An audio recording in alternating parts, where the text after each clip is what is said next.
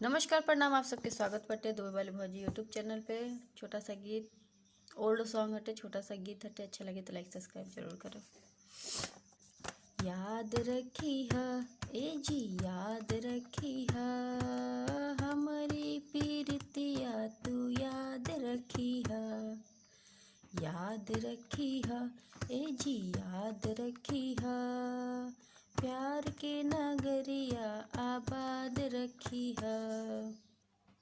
खैनी कसम तो साथे जिए के, लेला बचन वो साथे मरे के। खैनी कसम तो साथे जिए के, लेला बचन वो साथे मरे के। खैला कसम तो कसम तू निभैहा, दिहला बचन तू पुरैहा। खैला कसम तू निभैहा, दिहला बचन तू निभैहा। हमारी जिंदगिया आबाद रखी है ए जी, याद रखी है।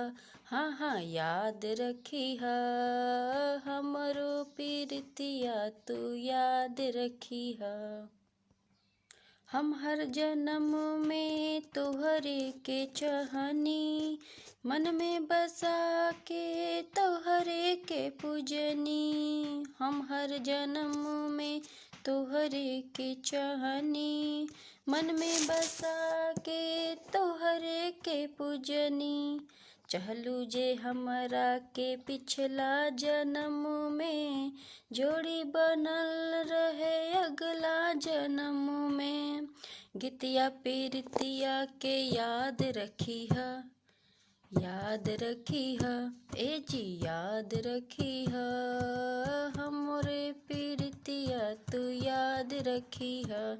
हाँ हाँ याद रखी है ए जी, याद रखी है हमरे पीरतिया, तू याद रखी है।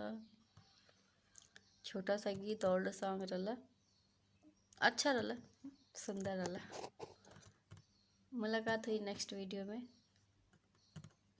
अच्छा वीडियो के साथ। तब तक अच्छा रहीं, ख्याल रखें और नेक्स्ट वीडियो के इंतज़ार करें।